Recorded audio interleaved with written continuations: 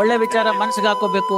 ನನಗೆ ತುಂಬಾ ಜನ ಕೇಳ್ತಾರೆ, ಏನ್ ಸರ್ ನೀವೆಲ್ಲ ಇಷ್ಟೆಲ್ಲ ಹೇಳ್ತೀರಿ ಕರೆಕ್ಟು, ತುಂಬಾ ಪಾಪ ಮಾಡಿದವರು ತುಂಬಾ ಚೆನ್ನಾಗಿದ್ದಾರೆ, ಅವ್ರ ಹತ್ರ ಲಕ್ಷಾಂತರ ಕೋಟ್ಯಾಂತರ ದುಡ್ಡಿದೆ, ಎಣ್ಸಕ್ಕಾಗಲ್ಲ, ಮಿಷಿನ್ನೇ ಸುಸ್ತಾಗ್ಬಿಡುತ್ತೆ.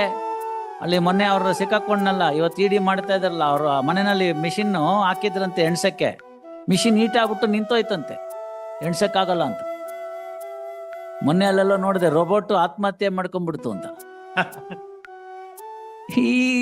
ಇಷ್ಟೆಲ್ಲ ನೀವು ಮಾಡಿಬಿಟ್ರೆ ಅವರೆಲ್ಲ ಕೇಳ್ತಾರೆ ನನಗೆ, ಇವರೆಲ್ಲ ಚೆನ್ನಾಗೇ ಇದ್ದಾರಲ್ಲ ಸರ್ ಏನಾಗಿದೆ ಅಂತ.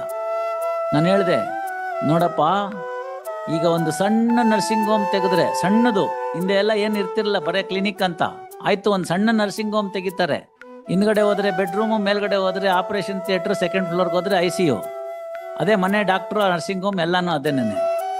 ಅಷ್ಟು ಸಣ್ಣ ನರ್ಸಿಂಗ್ ಹೋಮ್ಗೆ ಹೋದ್ರು ICU ಅಂತ ಇಟ್ಟಿದ್ದಾರೆ.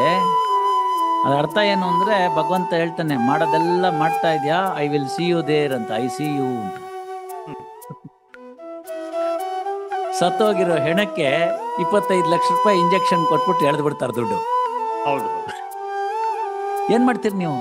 ಅವ್ನು ಹೇಳ್ತಾನೆ ICU ಅಂತ, ಎಲ್ಲ ಬಂದಿದೆಯಲ್ಲ ಸಂಪಾದನೆ ಅಲ್ಲಿ ಕೊಡು ಅಂತ. ಆಲ್ ರೈಟ್, ನಾವ್ಯಾಕೆ ಅದನ್ನ ಮಾಡ್ದವ್ರ ಪಾಪ ಆಡ್ದವ್ರ ಬಾಯಲ್ಲಿ ಅಂತ ಬೇಡ. They have done something, whatever that is permissible, you place those records also. ಓದ್ಕೊಂಡು ಬರಲಿ. ಕನ್ಸೆಷನ್ ಕೊಡೋದಿದೆ ನಮ್ಮ ಕೈಯಲ್ಲಿ, ಮರ್ಸಿ ತೋರಿಸೋದಿದೆ ನಮ್ಮ ಕೈಯಲ್ಲಿ, ಅದೆಲ್ಲ ಮಾಡೋಣ. ಸತ್ತವನ್ಗೊಂದು ನ್ಯಾಯ ಬೇಡವಾ? ಅವನ ಮನೆಗೊಂದು ಊಟ ಆಗ್ಬೇಡವಾ?